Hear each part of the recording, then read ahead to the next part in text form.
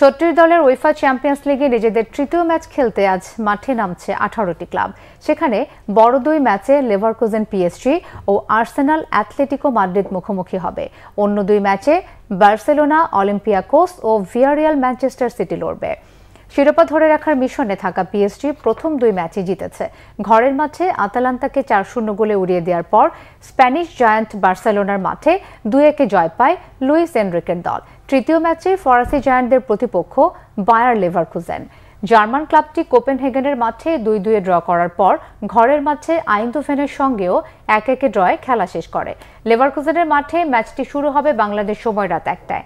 একই সময় English premier লিগের শীর্ষে থাকা আর্সেনাল ঘরের মাঠে লড়বে স্প্যানিশ ক্লাব অ্যাথলেটিকো মাদ্রিদের বিপক্ষে।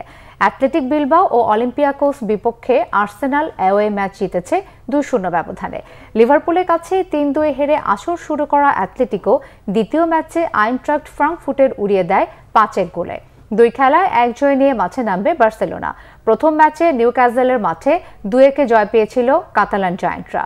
নাপোলিকে ২-০ হারিয়ে আসর শুরু করা ম্যান সিটিকে ২-২ ড্রয়ে রুখে দেয় মোনাকো।